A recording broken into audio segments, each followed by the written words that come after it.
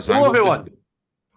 Welcome back to the Football Chuggu Podcast. I'm your host, Pearse McLaughlin, and your returning guest again, co-host today is Thomas McLaughlin. How you doing, Thomas? Great, how are you? I'm doing well, thank you.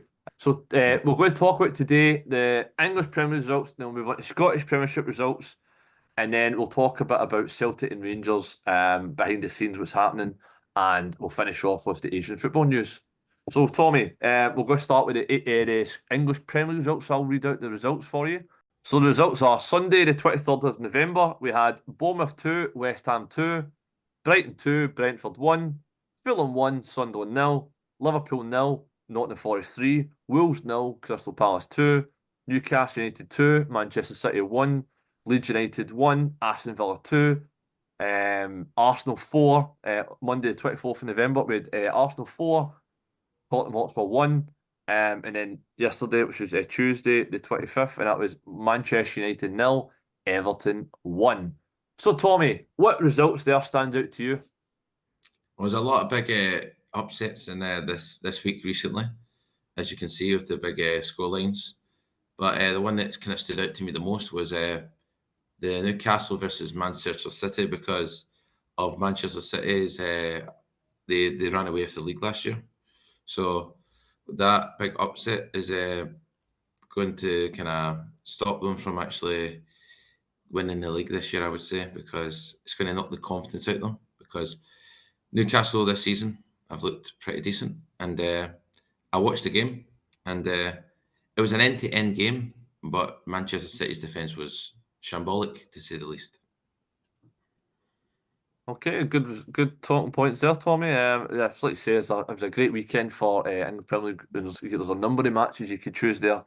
But I think I'm going to choose the Arsenal 4 Tottenham 1 just because it's the derby match, big weekend. And then obviously you're beating your biggest rivals, like an absolute spanking. And I don't think Tottenham really laid a glove on Arsenal in terms of an attacking sense. They just kind of 5 at back, sat back, and they were finding too many pockets of space in the middle of the park. And obviously Ep36 summer signing from Crystal Palace, his first North London derby, gets a hat trick, and he's having what a season, to be honest. Goals for England for fun as well. So for me he was obviously the standout who was going to grab the headlines. But like you say, the fact is you beat your local rivals, the bragging rights, 4-1. I think that's, for me, has got to be the biggest match of the weekend. So that was obviously the biggest match. So now we'll move on to Scottish Premier League results. So Sunday the 23rd of November we had Dundee United 0, Falkirk 3, Hibernian 2, Dundee FC 0, Kilmarnock 1, Motherwell 3, Rangers 2, Livingston 1, St Mirren 0, Celtic 1. Monday the 24th of November we had Aberdeen 1, Hearts 0, and Tuesday the 25th of November we had Motherwell 2, Hibernian 0. So Tommy, again, what was the standout result for you in the Scottish Premiership this past weekend? Well, it has to be one game only, the Aberdeen versus Hearts, because Hearts were at the top of the league, and they were hoping to continue their winning form. And Aberdeen were doing okay. They weren't doing fantastically, but they managed to grab all 3 points on the day with a 1-0 victory with a Keskiren goal.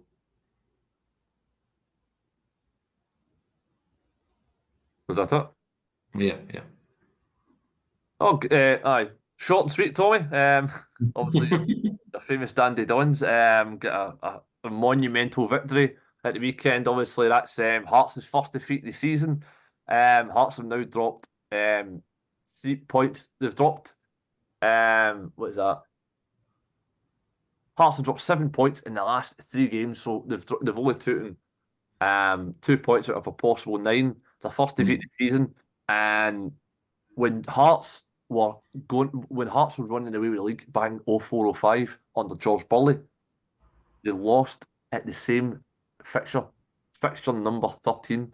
So maybe it's unlucky for Hearts, because Hearts were running away. They were beating Celtic, they were beating Rangers at the time. They were flying high back in the day, and they were tipped to go and win the league. They were miles clear But then obviously they fell off a cliff. They sacked their manager, and then it just unravelled. So I think Aberdeen, I thought, didn't play the greatest. I thought they defended really well. Jack Milne was particularly impressive. With a monster brought on Claudio Braga. And I think Toby Keskinen, like you say, he got a lucky break of the ball, but the composure he showed inside the box was unbelievable. It's his first goal of the season as well. It's a massive goal. And like you say, you mentioned about Aberdeen, not that they had a terrible start to the season. I thought he was going to get sacked, to be honest. Jimmy Tillian. But like you say, they've picked up results in recent weeks, and this result could really kickstart their season and push them up the table because, like you say, they're eighth in the table now. So I think with a couple of results, they'll be in the top six very soon. And like you say, there's a lot of teams that are on very similar points, and it's the league's very tight. And like you say, I think Hearts this could cause a spiral because they had a lot of key players missing. They'd basically the spine of their team missing. Lawrence Shankland up front was injured. Craig Halkett at the back, and then Benny Benningham in the middle. So I think that affects them. It just shows you maybe the strength and depth of Hearts isn't as great as they think they are.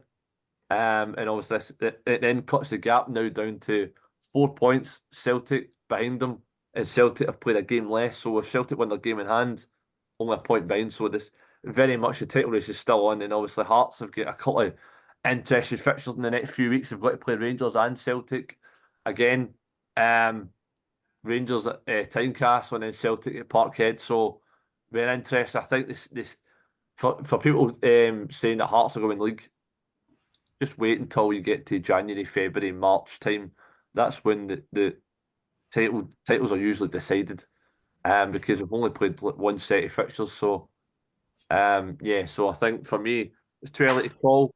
So that's the standard results for me and Tommy. So in terms of other Scottish football news, Tommy, the news that Rangers have sacked sporting director and CEO Patrick Stewart and Kevin Thelwell, because obviously they're the ones that were recruited in the summer. They've got the new backroom team. They appointed Russell Martin, and that failed miserably. The worst manager in Rangers history. And then obviously I don't know if they appointed Danny in the fiasco of trying to appoint a new manager. They interviewed Stephen Gerrard, Kevin Muscat, and Danny Rowe, who rejected it and then took over the job. I think the owners have seen that these guys don't really know what they're doing. And maybe they jump up from lesser clubs to a massive club like Rangers as the pressure was too high. And when you have sacked the board chance from the fans, it's only going in one way. So, Tommy, what's your thoughts on that? Well, this season alone, they've become a laughingstock of the Premier League. The results from Russell Martin when he was in charge it was terrible. Like, because obviously when you think about the top two teams in Scotland, you think that they're going to challenge each other all the way through every match day. Go challenge each other, fight each other till the end, and see who wins at the end. But at the start, oh my god, it was ridiculously terrible, man. Like Russell Martin, I don't know if he was deliberately losing games or he just doesn't know how to run a team. His hair looked good, and his girlfriend, man, Lucy Pinder, she's a sort. I know. Maybe that was one of the downfalls because he was maybe distracted off the pitch, and obviously to sack Charles Xavier as well. That's a big statement. I mean, the mastermind behind the scenes, the baldy egg, Patrick Stewart. I think that just depicts everything. When you've got a guy that's named after the guy in the X-Men, that just tells you how funny they have been this season. And I think as well with them interviewing all these different managers, panicking, who are we going to get in? Who are we going to get in? Who are we going to get in? Who are we getting? And they've got a guy I've never heard of. I'm sorry, I've never heard of the guy. What's his name again? You can tell his name. Danny Rowe. He was assistant manager to Hansi Flick at Germany and at Bayern Munich. Obviously, it's his first time in second job as a manager, full-time manager. He was at Sheffield Wednesday, where he just staved off relegation. But like you say, Championship to the Scottish Premiership was a massive jump up in terms of Rangers and Celtic. And like you say, but the fact is, they've interviewed these people and they rejected them first. And even then, like you've had 2 or 3 interviews with people, and you've had so many rejections. Like Rangers itself should be you should sell it quite easily. So I think they're not selling it well enough, or they're not doing their job properly, because no one should be rejecting Rangers if you're out of work or if you're a lesser known, if you've been at a lesser known club. That should be the next step up to then take the next step maybe to the Premier League. I mean, like, you just that's the way it should be. But obviously they're not doing their job well enough, and then they're the ones that are part of the recruitment team. They're the ones that have signed the players, like for example, Chamiti, £9 million from Everton, who never really played for Everton, barely scored a goal, got one goal last season. They sold Dessers, which for me, the amount He's of a good flack player. he got, he scored 50 goals in 2 seasons. That's a lot of goals for losing. You sell Hamza Egaman, and he's banging the goals in the League One. And then you replace them, and you're spending lots of money on players in the English Championship that are just not cut for it. And then you've looked at the back four of Rangers, 2 players on loan, and then you've got 2 players out of contract in the summer. There's a lot. There's a lot of things going wrong behind the scenes. So I think they are to blame, and they've ultimately they fall on the sword of that, and Rangers are then going to have to look for the next appointment. And I think they need to find not just the right candidate, the right character, because you need to be able to handle pressure. And like you say, you'll need to get some of these players that brought in the summer out of the door, because I guarantee they've been massively high wages. So it's going to be a massive rebuild. But like you say, when you Rangers or Celtic, even though you're doing a rebuild, they still expect immediate success, and that's just not happened. So we'll go across the city at Glasgow to Celtic, where they had an AGM at the weekend, which last week, sorry, I think it was like Thursday or Friday, and it was an absolute catastrophe, to say the least, because an AGM, for anyone that doesn't know, it's when fans can come and have a meeting with the board and the manager and ask questions, and then they can answer the questions. But during the AGM, it was cut short and it was abandoned basically by Peter Law, because fans are protesting during it, and he warned the fans to be quiet and let people ask questions. That never happened. So now there's a clear disconnect between the fans and the board. So Tommy, and obviously this isn't going to end well in terms, it needs to be some sort of resolution, because if the fans and the board are not aligned, it's going to affect the players and the manager on the field. So what's your thoughts on that? It's about time. Like they try to use the manager of Brendan Rodgers as a scapegoat. Like sacking Brendan Rodgers was not a statement. Obviously, he didn't have a good run of form at near the end of his tenure at Celtic, but the board they don't support the managers. They take all the money. They say they're going to reinvest it into the club, and they just keep it. And they say, "Oh, you don't really need to buy anybody. We've got a big strength of depth." I just seen when we what do you call it, the Maida catastrophe. Like teams came in for him. He heard about it later on after like a couple of weeks, and he'd been telling them, he said he wants to go and get a move. They ignored his messages, ignored his phone calls until the teams lost interest and left. And that I'm not gonna lie, that kind of destroys the atmosphere in the changing room of players. Because you've seen how good Maida was last season, flying. He was like a flying Dutchman, man. He was like scoring goals every game. And with the AGM meeting, they're out, holding up red cards and that. They have to voice their concern, because I think fans have got the right to voice their opinion and get their questions asked. Obviously, they weren't allowing anybody to ask questions, but that was their question. Get the board out. Why are we not getting the board out? Why are we not replacing the people that have not got the best interests of the club at heart? And it goes the same for Rangers as well. You need to, if things are not going right and you've not got the best interests of the club, sit down. Let someone else take over. And the manager that Celtic are in talks with and getting in, he's got a 51% win ratio. 51%. Is that good enough for a team like Celtic's reputation? I never even heard this guy. He's a manager in the MLS.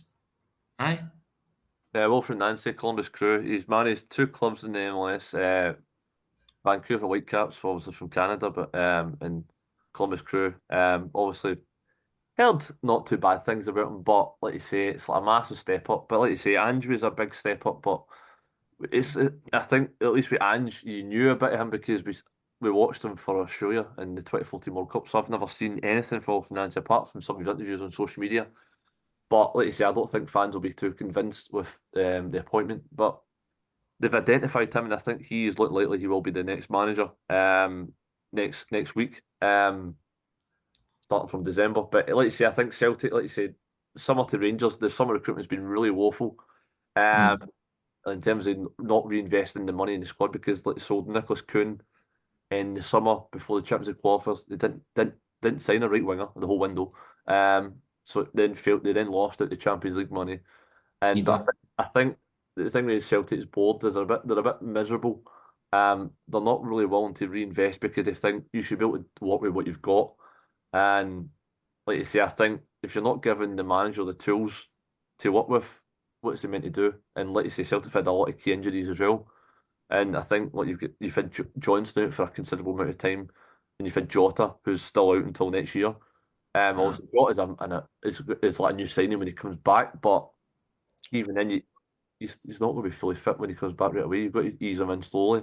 So I think Celtic, and they've not replaced Kyogo from the summer. They sold Adam Ida last minute, and even then, Adam Ida was still your main striker. He's still your number one striker. You're going to have a drop off, and you wonder why Hearts are not running away with the league, but they had a brilliant start, and it's coincided with obviously Rangers and Celtic having a poor start to the season.